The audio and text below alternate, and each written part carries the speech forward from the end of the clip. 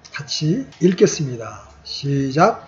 친히 나무에 달려 자신의 몸으로 우리의 죄들을 씌었으니 이것은 죄들에 대하여 죽은 우리가 살아서 의에 이르게 하려 했습니다. 그분께서 채찍에 맞음으로 너희가 고침을 받았나니. 아멘. 오늘 저는 이 말씀을 통해서 복음보다는 예수님의 몸의 죽으심으로 우리도 그분의 몸의 죽으심과 연합해서 죽었다고 하는 십자가의 진리를 좀 더 이렇게 깊이 살펴보려고 합니다. 영이요 생명이신 하나님이신 주님께서 한 몸을 준비하시고 이 땅에 몸으로 오신 것을 우리는 경건의 신비다 이렇게 말합니다. 이제 현재 우리 성경에는 이제 하나님의 성품의 신비다 이렇게 표현되어 있는데 조금 어려운 번역입니다. 디모데전서 3장 16절 상반절이 말씀하고 있는 건 뭐냐면 하나님께서 육체로 나타나셨다는 뜻이에요. 그건 하나님의 성품의 문제가 아니라 하나님께서 육체로 오셨다. 바로 경건의 신비입니다. 하나님이 어떻게 인간의 몸으로 오실 수 있었느냐. 이게 크도다 경건의 신비라고 하는 표현이에요.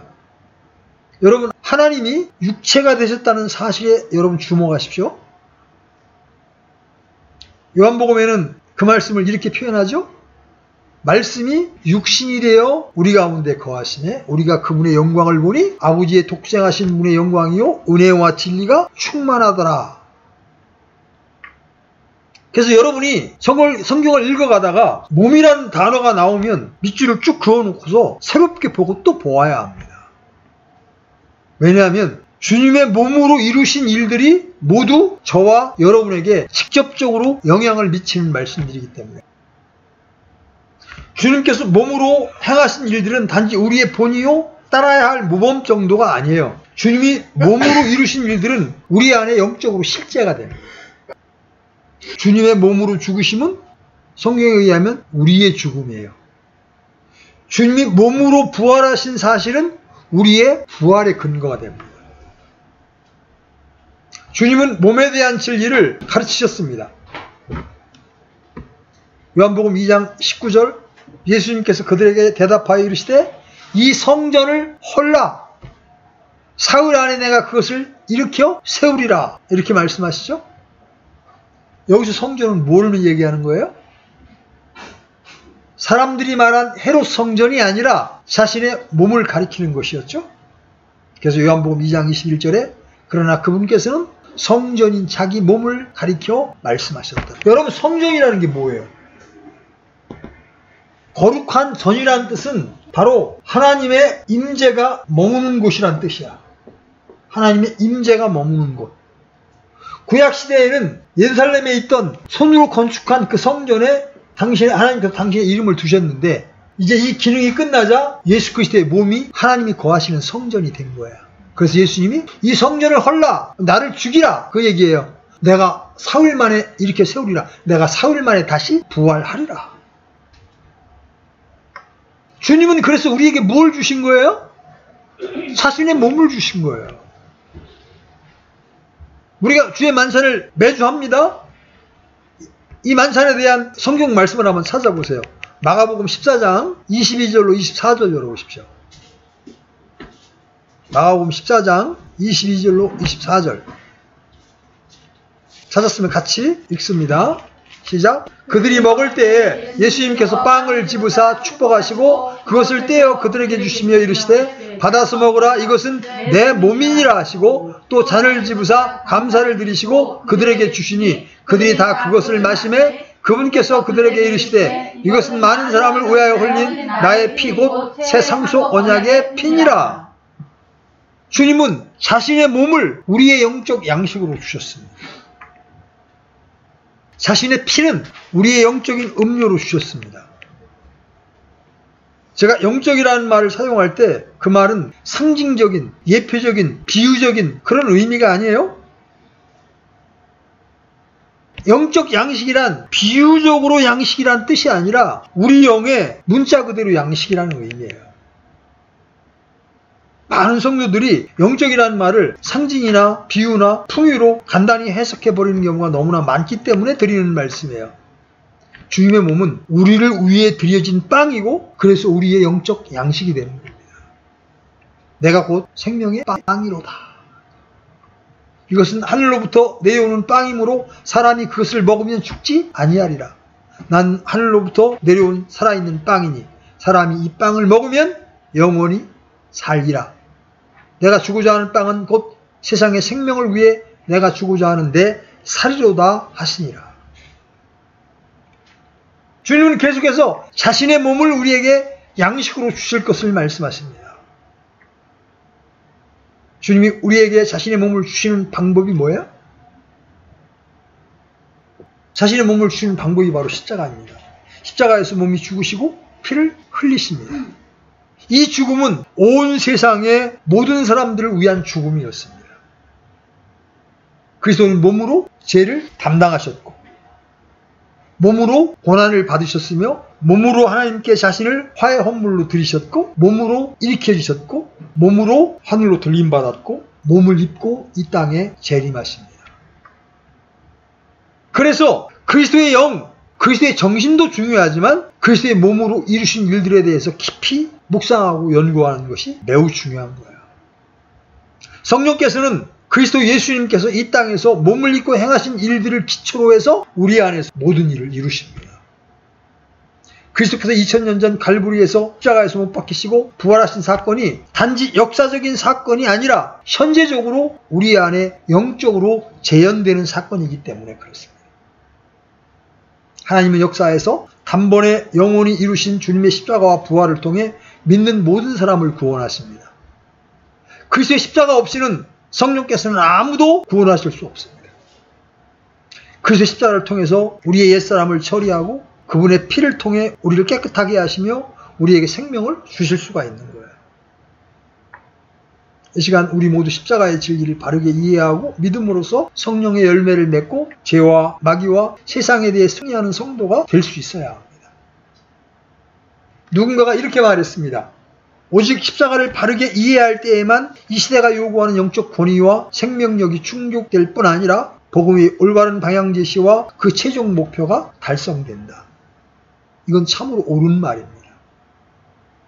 시중에 십자가에 대한 책자, 설교 테이프 등은 엄청나게 많이 있지만 십자가를 바르게 이해하고 십자가의 죽음을 체험한 설교자는 너무나 적은 터라 강단에서 십자가의 선포는 너무나 피상적인 것이 되고 말았습니다.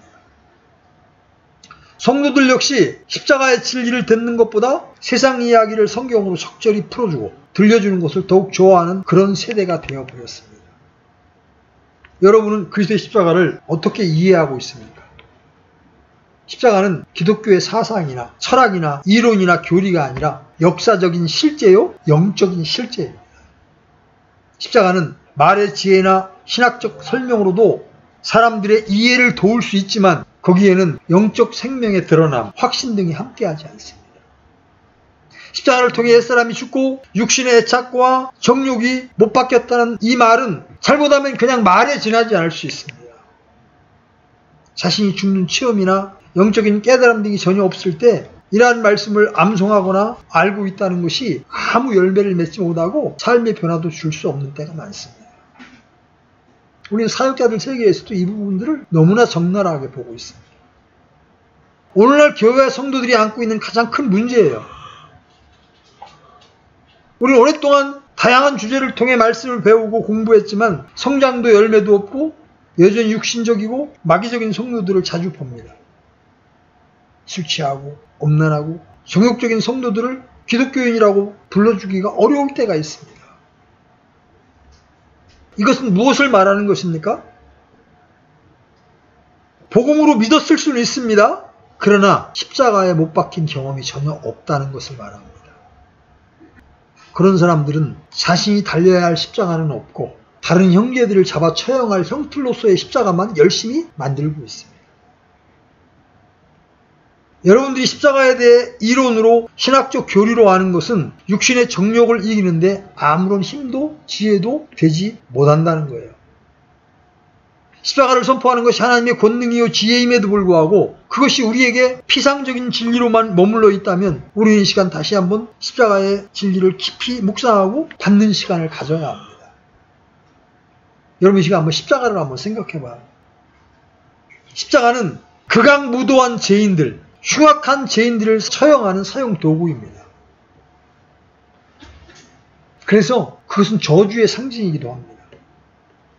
십자가에 달렸다는 뜻은 사형수요 저주 받은 자라는 뜻이에요. 다른 뜻이 전혀 없어요.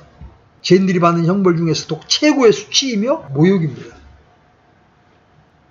주님께서 교수형이나 참수형이나 돌에 맞아 죽는 등 다른 방법으로 피를 흘리시고 죽을 수도 있습니다. 그러나 성경은 줄기차게 십자가를 내치고 있습니다. 주님께서 우리를 위해 죄가 되시고 저주가 되셨기 때문이죠. 갈라디아서 3장 13절 한번 열어봐요. 갈라디아서 3장 13절. 자, 찾았으면 같이 읽습니다. 시작. 그리스도께서 우리를 위해 저주가 되사 그래서 율법의 저주의 소리를 구속하시니 기록된 바 나무에 달린 모든 자는 저주받았느니라 하였느니라. 주님은 죄가 없으신데 우리를 위해 죄가 되셨고 우리를 위해 저주가 되셨습니다. 그분이 당한 십자가의 죽음은 우리의 죄와 저주와 직접적으로 연결되어 있고 결코 분리될 수 없는 관계입니다. 저와 여러분 모두 죄인으로 태어났죠? 죄가 본성이요, 죄가 인격이며 죄가 자아의 정체성이며 죄를 짓는 것이 자연스러운 그런 사람들입니다. 우리는 모두 마치 부정한 물건과 같았습니다. 우리는 마땅히 십자가에 처형되어야 할 죄인이요 율법의 저주와 하나님의 진노를 마땅히 담당해야 할 죄인들이라는 거예요.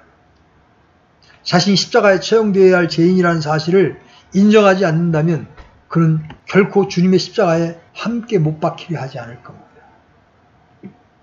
성경은 우리에 대해서 이렇게 표현합니다. 이전에 우리는 모두 어둠이었 사악한 행위들로 인하여 멀리 떨어져 마음에서 원수가 되었으며 하나님을 모독하는 자요 핍박하는 자요 해를 끼치는 자였으며 어리석고 불순종하고 속임을 다하고 여러가지 정욕과 향락의 종이 되어 섬기며 악의와 시기 가운데 살며 증오하며 서로 미워하는 자들이었습니다.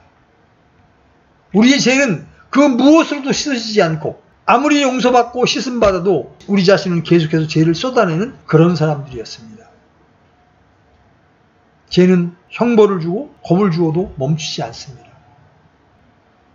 지옥에 간 사람들이 거기서 해결을 하는 것이 아니라 어둠 속에서 일을 간다는 사실은 지옥마저도 죄인을 변화시킬 수 없다는 사실을 보여줍니다.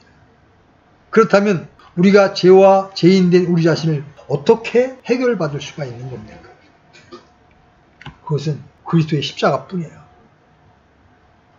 바울은 로마서에서 우리가 그리스도와 함께 죽었다는 사실을 강조했고 갈라디아서에서 바울은 내가 그리스도와 함께 죽었다는 사실을 선포했습니다.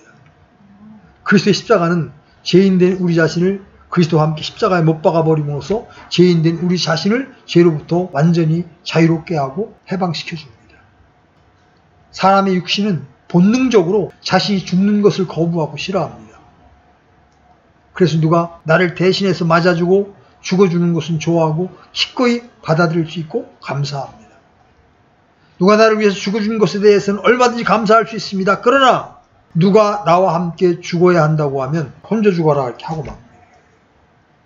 오늘날 대부분의 성도들이 주님께서 나를 대신해 죽으셨다, 나를 위해 죽으셨다는 말에는 흔쾌히 아멘하면서도 주님께서 나와 함께 죽으셨다, 내가 함께 못 박혔다, 이런 진리에는 길을 닫고 마음을 닫아버립니다. 이해되지 않는다, 믿기지 않는다는 등의 반응을 보입니다. 죽음이 좋은 사람은 아무도 없죠?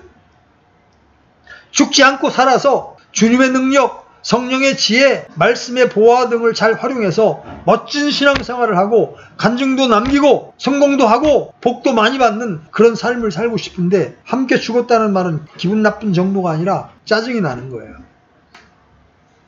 주님, 우리가 죽음의 진리를 받아들이고 기꺼이 죽음에 자신을 넘겨줄 때까지 여러 가지 환경과 시련을 통해서 연단시킵니다. 반복되는 실패와 좌절과 메마름과 황폐함을 주시기도 합니다. 때로는 너무 힘들어서 정말 죽고 싶은 마음이 들기도 합니다. 여러분, 그런 고통 때문에 자살 직전에까지 갔다가 주님의 은혜를 맛본 사람도 부지기수인 것은 다 그런 이유 때문이에요. 주님과 함께 죽은 경험이 없는 성도들은 그가 무슨 화려한 간증을 하든지 간에 주님과 함께 살아본 경험이 없는 거예요. 주님과 동행하기 위해서는 먼저 주님과 함께 죽고 함께 살아야 가능합니다. 저는 오늘 여러분에게 그리스도의 십자가는 그리스도 혼자의 죽음이 아니라 나와 함께한 죽음이라는 사실을 분명하게 증거하고자 합니다. 이 진리는 매우 중요한 진리예요. 오늘 전하는 이 진리가 여러분의 마음속에 이론이나 개념이나 어떤 교리적 진술로 다가서는 것이 아니라 확신과 권능으로서 임하기를 원합니다. 사도 바울이 고백하기를 그리스도께서 침례를 주라고 나를 보내지 아니하고 복음을 선포하라고 보내셨거니와 이 일은 말의 지혜로 하지 아니함은 그리스도의 십자가가 무효가 되지 아니하게 아니함이라. 십자가를 선포하는 것이 멸망하는 자들에게는 어리석은 것이오되 구원받은 우리에게는 하나님의 권능이로다. 이렇게 말했죠. 그리스도의 십자가를 무효로 하는 것이 말의 지혜로 하는 복음 선포입니다. 언변이나 논리나 웅변으로 수사학을 동원한 복음 선포는 사람을 열광하게 만들 수는 있어도 그런 설교는 그리스도의 십자가를 철저하게 무효가 되게 하는 겁니다. 여러분은 십자가의 전달자입니까? 아니면 십자가를 무효로 만드는 자들입니까? 십자가를 선포하는 것은 구원받은 우리에게 하나님의 권능이라는 말씀에 주목하십시오. 십자가의 선포는 그 자체가 하나님의 권능입니다. 교회가 세상을 이길 힘이 없고 육신으로 무장한 교인들을 이기지 못하고 죄를 이기지 못하고 마귀를 이기지 못한다면 그 교회는 하나님의 권능인 십자가가 지금 선포되고 있지 않기 때문입니다. 십자가를 선포하는 대신 세상 이야기나 하고 그리스도의 복음을 선포하는 대신 성공, 축복이나 애치고 있다면 그들에게 하나님의 권능은 있을 수 없어요. 그들은 십자가를 무효로 만들 뿐 아니라 십자가의 원수들입니다. 그래서 바울은 빌립보서 3장 18절에서 이렇게 말합니다. 내가 여러 번 너희에게 말한 적이 있고 지금도 눈물을 흘리며 너희에게 말하는 많은 사람들 곧 그들이 그리스도의 십자가의 원수로 걷느니라. 십자가를 무효로 만들고 십자가의 원수인 자들이 교회 내에 수룩하게 있다는 것은 인정하고 싶지 않지만 우리 주변에 널리 있는 현실입니다. 여러분들이 십자가를 지고 주님을 따르는 제자들입니까? 하나님의 권능이 십자가를 선포하는 대신 교회 이야기나 세상 이야기만을 하며 십자가를 무효화하는 사람들입니까? 제스펜 루이스라는 아주 영적인 자매가 있습니다. 그 자매가 쓴 명저가 십자가의 도라는 책이에요. 아주 얇은 책입니다. 그 책에서 그녀는 십자가는 죄에 대한 승리의 구심점이요, 세상에 대한 승리의 구심점이요, 육신에 대한 승리의 구심점이며 사탄에 대한 승리의 구심점이라고 말했습니다. 이건 전적으로 진리입니다. 십자가는 죄, 세상, 육신, 사탄에 대한 승리를 믿는 성도들에게 제공해주는 열쇠요, 근거입니다. 우리의 믿음은 역사적 시공간 속에서 실제로 죄와 저주를 담당하시고 사탄에 대해 승리하신 예수 그리스도의 실제적인 죽음 위에 있는 겁니다.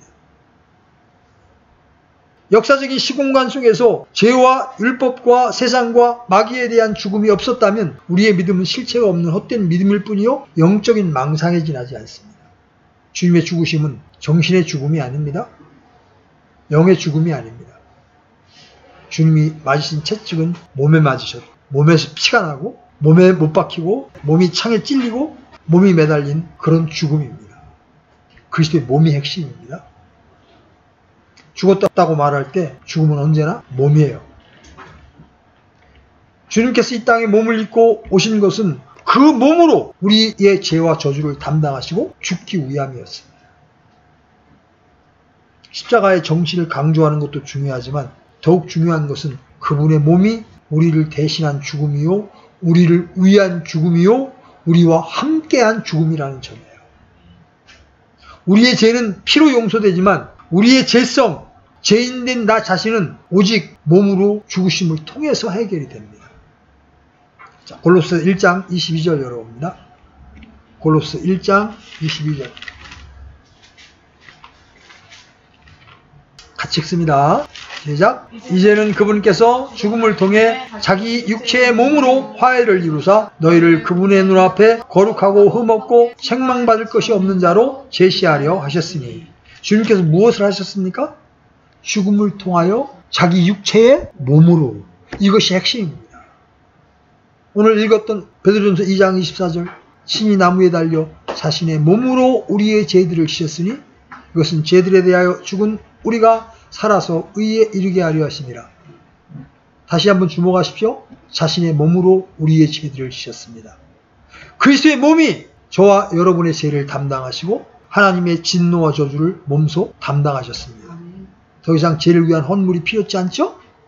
그분은 우리의 죄로 인한 화해 헌물이시니 우리의 죄들뿐 아니요 온 세상의 죄들로 인한 화해의 헌물이시니라. 주님께서 몸으로 담당하신 일은 한두 가지가 아니에요. 주님께서 몸으로 고난을 당하시고 몸으로 죽으시고 몸으로 부활하셨습니다. 모두 몸으로 행하신 일들이죠. 주님 몸으로가 아니라 영으로 행하신 일이라면 그것은 우리와 아무 상관이 없어요. 육신의 몸을 입으시고 행하신 일들이기에 모든 일들이 우리의 일들이 될 수가 있는 겁니다. 대언자 이사야는 그런 일들을 이렇게 예언했죠. 이사야서 53장 4절로 5절 펴보십시오. 이사야서 53장 4절로 5절입니다. 자, 같이 읽습니다. 시작. 참으로 그는 우리의 고통을 짊어지고 우리의 슬픔을 담당하였거늘 우리는 그가 매를 맞고 하나님께 맞아 고난을 당한다고 생각하였노라. 그러나 그는 우리의 범법들로 인해 부상을 당하고 우리의 불법들로 인해 상하였느니라. 그가 징벌을 받음으로 우리가 화평을 누리고 그가 채찍에 맞음으로 우리가 고침을 받았도다. 십자가의 고난과 죽음이 우리에게 미치는 실제적인 결과에 대해서 기록하고 있죠. 주님이 왜 채찍에 맞았습니까? 우리의 불법들로요. 사람들은 예수님을 믿고 난 후에도 자신이 변화되었다는 것보다는 변화되지 않았다는 간증을 훨씬 많이 합니다. 성질도 죽지 않고 혈기도 죽지 않고 시기심이나 정욕도 그대로라고 말합니다. 사랑이나 온유함이나 평강이나 기쁨도 거의 맛본 적이 없다고 말합니다. 교회에 와서는 아닌 척하고 변한 척하지만 그것이 우위선이라는 것을 잘 압니다. 자신도 알고 자신의 가족도 알고 가까운 친구들도 압니다. 그래서 때로는 자신이 그리스도인이라는 사실을 숨기는 것이 더 편하다고 말하는 이들도 있습니다. 아무리 죽이려고 애를 써봐도 그때뿐이지 도무지 되지 않는다고 고백합니다. 이것이 갓 거듭난 성도들의 이야기만이 아니에요. 선교지에 계신 선교사님들, 강단에선 목사님들도 동일한 고백을 합니다. 하루빨리 내 자아가 완전히 죽어야 할 텐데 라면서 고민하는 분들이 생각보다 많습니다. 십자가의 진리에 대해서 신학적으로, 교리적으로는 훤히 알고 설교하고 가르치기를 수십 년 했던 분들도 있습니다. 그러나 그리스도의 십자가가 자신의 삶 속에서 경험적으로, 체험으로 자신 안에 이루어지지 않았기 때문에 이런 고민을 하는 겁니다. 책을 읽고 간증을 읽고 그 방면에 체험이 많은 분들의 이야기를 듣지만 좀처럼 자아가 죽었다는 진리가 깨달아지지를 않습니다. 그래서 기도, 찬양, 성경 읽기, 전도 등 다른 어떤 종교적 행위나 신학적 지식으로 그것을 대체하거나 보충하려고 애를 써보기도 합니다. 우리의 문제는 십자가가 없는 겁니다. 내가 체험한 십자가가 없는 겁니다. 그리스도의 십자가는 자유롭게 하는 십자가요, 성령의 권능을 우리 안에 부어주는 십자가입니다. 그리스도의 십자가는 세상과 죄와 육신과 율법과 모든 것에 대해 자유와 승리를 보장해주는 십자가입니다. 그러려면 내가 그리스도와 함께 죽었다는 사실을 볼 수 있어야 합니다. 우리는 복음의 정신, 복음의 진리를 깊이 깨닫고자 애를 쓰면서도 정작 핵심인 그리스도의 몸에 대해 그리 깊이 알지 못합니다. 어느 날 십자가의 진리를 묵상하다 그리스도의 몸에 대한 조명이 비춰졌을 때 우리는 그 진리에 압도당하게 됩니다.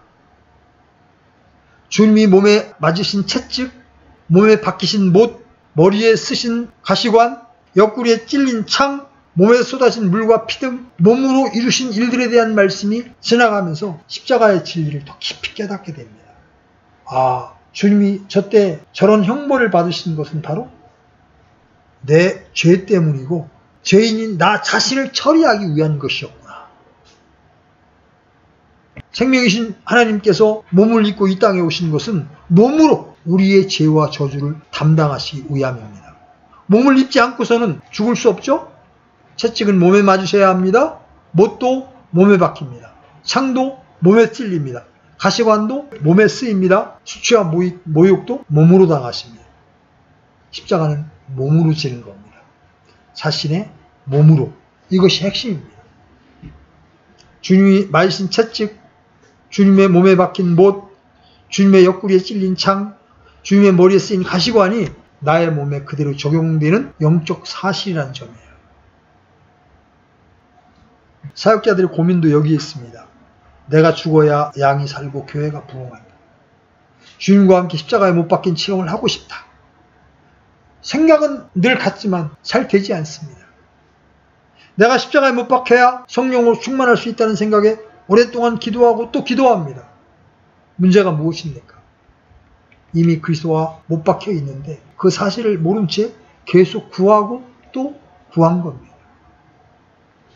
그리스도와 함께 십자가에 죽고 못 박힌 사실을 믿지 않았을 때 못 박히는 것이 신앙의 목표가 됩니다. 아, 죽어야 돼. 죽어야 돼. 죽고 싶어. 이건 너무나도 어리석은 일입니다. 그러나 이 같은 실수는 많은 사람들에게 있는 실수입니다. 여러분, 성경은 우리가 그리스도와 함께 십자가에 이미 처형되었다고 말합니다. 그렇죠? 이 사실을 여러분이 믿음으로 받아들일 때 그때 은혜가 다가오고 내 안에 생명이 흐르게 되는 거예요. 기쁨과 평강이 임하게 되는 거예요. 이론이 아니라 죽음을 체험하게 되는 겁니다. 여러분, 내가 그리스도와 함께 죽었다는 말은 뭘 얘기하는 거예요? 예수님이 나를 위해 죽었다는 데는 아무런 이론이 없어요. 그죠? 근데 나도 그때 예수님과 함께 죽었다. 그 얘기는 뭘 얘기하는 거예요? 내가 죽어 마땅한 자라는 거. 구원을 받아도 내가 꽤 괜찮은 사람이라고 생각하는 경우가 많아요. 저도 그랬어요. 구원받고 나서 출애굽기를 읽다가 이스라엘 사람들을 그렇게 조롱했어요. 정말 형편없는 민족이다. 어떻게 저 놀라운 구원을 체험하고 난 지 사흘도 안 돼서 하나님 앞에 저렇게 원망하면서 입에 거품을 물 수가 있냐 그랬어요. 근데 얼마 지 않아 실제적인 어떤 사건을 통해서 하나님이 내가 그런 자임을 보여주시더라. 그때 제가 십자가를 아주 조금 보게 되었어요. 아, 내가 그런 자이구나. 근데 그리스도인들이 내가 죽어 마땅한 자이기 때문에 내가 믿을 때 이미 예수님의 죽음에 연합했다는 사실을 놓치고 자꾸 자기의 노력으로 죽어보려고 합니다. 성질을 죽여보려고 합니다. 안 죽습니다. 어떻게 해야 죽습니까? 어떻게 해야 이 문제가 해결이 됩니까? 내가 죽어 마땅합니다. 그래서 나는 예수님과 함께 이미 처형된 자다. 이 사실을 여러분이 믿음으로 받아들이셔야 합니다. 여기에는 성령의 빛비춤이 절대적으로 필요합니다. 여러분이 믿을 때 성령은 그리스도 예수께서 이루신 일들을 우리 안에 그대로 이루어 주십니다. 사도 바울은 계속해서 십자가에 못 박힌 그리스도를 선포하죠. 이왕이면 나사로를 살리신 그리스도, 병자를 고치신 그리스도, 오병이어를 일으키신 그리스도를 선포하면 좋을 것 같지만 바울 서신 어디에도 그런 내용은 등장하지 않습니다. 그 놀라운 기적의 역사를 바울은 언급하지 않습니다. 병자들을 고치시고 죽은 자를 일으키시고 기적과 표적을 행하신 그리스도에 대해서는 한마디 언급도 없고 십자가에 못 박힌 그리스도만을 계속해서 강조합니다. 왜 그렇습니까? 십자가에 못 박히신 그리스도만이 하나님의 권능이요 하나님의 지혜가 되기 때문에 그렇습니다. 고린도전서 1장 22절로 24절 열어봅니다. 고린도전서 1장 22절로 24절. 자, 같이 읽습니다. 시작. 이는 유대인들은 표적을 요구하고 그리스도인들은 지혜를 추구하나 우리는 십자가에 못 박히신 그리스도를 선포하기 때문이라. 그분은 유대인들에게는 걸려 넘어지게 하는 것이요 그리스도인들에게는 어리석은 것이로되 부르심을 받은 자들에게는 유대인에게나 그리스도인에게나 그리스도는 하나님의 권능이요 하나님의 지혜이시니라. 저와 여러분이 얻어야 할 하나님의 권능, 하나님의 지혜는 바로 십자가에 못 박히신 그리스도께 있습니다. 그래서 사도 바울은 오직 십자가에 못 박힌 예수 그리스도만 알고 그분을 자랑하라고 결단을 하게 된 겁니다. 바로 뒤에 고린도전서 2장 2절 가보세요. 같이 읽습니다. 시작. 나는 너희 가운데에서 예수 그리스도 곧 십자가에 못 박히신 분 그분 외에는 아무것도 알지 아니하기로 결심하였느니라. 사람들은 이것저것 많이 알려고 하지만 정작 가장 중요한 십자가에 못 박히신 그리스도에 대해서는 무지합니다. 십자가에 못 박히신 그리스도에 대한 지식이 없다면 많은 다른 지식이 있다 하더라도 무지한 사람이 되는 겁니다. 모든 지혜와 지식은 그리스도의 십자가에서 나옵니다. 이것이 기본이에요. 그래서 바울은 갈라디아서 6장 14절에서 이렇게 말합니다. 그러나 나는 우리 주 예수 그리스도의 십자가에 결코 어떤 것도 자랑할 수 없나니 그분으로 말미암아 세상이 나에 대하여 십자가에 못 박혀 있고 나 또한 세상에 대하여 그러하니라. 십자가를 통해 바울은 세상에 대해 못 박혔습니다. 그래서 나를 위해 나를 대신해 십자가에 죽었다는 사실을 믿는 이들이라면 그리스도의 십자가에 나 역시 함께 못 박혔다는 사실, 함께 죽었다는 하나님의 말씀을 단순히 받아들여야 합니다. 객관적인 진리, 성경에 기록된 진리는 믿을 때 내 안에 은혜가 되고 생명이 되고 승리가 되고 열매가 되는 거예요. 진리를 수용하는 유일한 방법은 믿는 것입니다. 듣고 믿으면 진리를 체험하게 되는 거예요. 성경은 계속해서 내가 그리스도와 함께 십자가에 못 박혀 있다는 진리를 선포합니다. 갈라디아서 5장 24절은 열어봅니다. 갈라디아서 5장 24절. 자, 같이 읽습니다. 시작. 그리스도께 속한 사람들은 애착들과 정욕들과 함께 육신을 십자가에 못 박았느니라. 여러분 그리스도께 속한 사람들이죠? 그래서 여러분의 신분과 지위는 이미 십자가에 못 박힌 자들입니다. 이미 처형된 자들이에요. 여기 나오는 애착과 욕심은 우리의 육신의 영역이죠? 육신은 성령을 거스리고 성령은 육신을 거스리기 때문에 싸울 수밖에 없어요. 그래서 내 육신의 정욕이 내 안에서 활동하지 못하게 하기 위해서는 내가 하지 말아야지 결심하고 결단하는 것이 아니라 단순히 십자가에 못 박힌 내 자신을 보는 겁니다. 나는 예수님과 함께 죽었지. 여러분에게서 시기가 올라옵니까? 여러분에게서 육신이 막 팔팔 끓어오릅니까? 누군가에 대한 판단이 그냥 정신없이 끌어오릅니까? 그때 여러분 십자가에 여러분이 함께 예수님과 처형되었음을 보십시오. 이것이 우리의 습관, 버릇, 마음속에 일어나는 갖가지 약한 생각들, 상상들을 이길 수 있는 방법입니다. 아, 내가 예수님과 함께 죽었지. 믿을 때 나의 의지나 노력으로 해결할 수 없었던 문제가 해결이 됩니다. 내가 죽을 때 나의 육신은 아무런 힘도 쓸 수가 없어요. 내가 살려고 하면 힘듭니다. 안식이 없습니다. 그러나 내가 죽고 내 안에 그리스도께서 살아주실 때 거기에 참 안식과 평안이 있는 거예요. 성경은 뭐라고 말합니까? 모든 사람들은 범법과 죄들로 죽었다고 말합니다. 죄들로 인해 죽은 우리가 그리스도의 십자가를 통해 이제 죄에 대하여 죽었다고 말씀하십니다. 이전에는 죄로 인해 죽었습니다. 그래서 죄악된 삶을 살 수밖에 없었습니다. 본성이 죄악이 되고 마음이 부패해 있기 때문이죠. 의지는 너무나 약해서 죄를 도저히 이길 수 없었습니다. 이기려고 시도하면 할수록 더욱더 절망스럽습니다. 그러나 그리스도의 십자가를 통해 우리는 죄에 대하여 죽어버렸습니다. 죄를 이기는 방법, 죄를 이기는 권세, 죄의 속임수, 죄의 유혹, 이 모든 것을 이기는 방법은 죄를 이기려는 노력에 있지 아니하고 단순히 죄에 대하여 죽는 것에 있습니다. 십자가는 우리를 죄에 대해 죽게 합니다. 그리스도의 십자가는 믿는 자들과 함께 십자가에 못 박아버리는 특징이 있습니다. 그래서 십자가는 그리스도인들에게 핵심 진리요, 이 진리를 통해 모든 사람이 해방을 받습니다. 십자가에 대한 신학적, 교리적 이해를 말하는 것이 문자 그대로 그 죽음이 나의 죽음이 되는 것을 의미하지 않습니다. 여러분은 죽어본 적이 있습니까? 그리스도인이란 그리스도의 죽음으로 죽은 사람들이고 그리스도의 생명으로 사는 사람들입니다. 예수 그리스도가 생명이시죠? 예수 그리스도를 마음에 믿고 영접하는 것은 생명 자체를 받아들이는 거예요.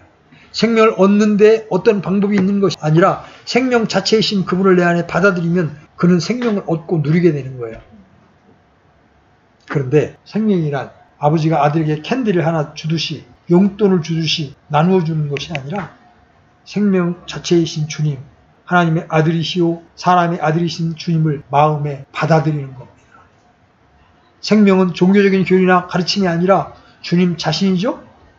생명은 인격이신 주 예수 그리스도를 마음에 받아들일 때 자연적으로 주어지는 거예요. 육신의 생명은 피에 있습니다. 육신의 피가 혼을 속죄합니다. 이 점을 주목하십시오.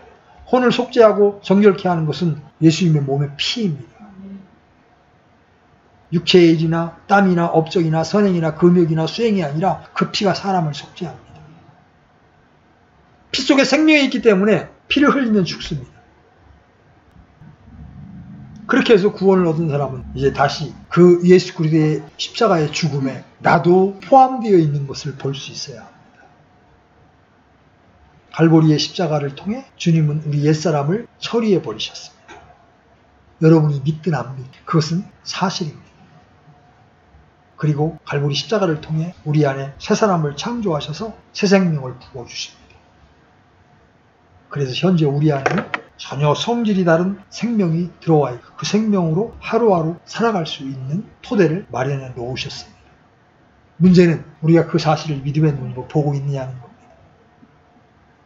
내가 죽었다. 나는 예수님이 죽을 때 나도 죽어 마땅한 자이기에 그분과 함께 죽었다. 이 사실을 여러분 믿음으로 받아들이시고 입술로 시인하십시오. 그러면 여러분의 육신을 그 십자가로 이길 수 있는 자리에 설 수 있게 되는 거예요. 우리를 위하여 십자가에서 이 모든 일을 이뤄놓으신 주님께 찬양과 영광을 돌립니다. 아멘.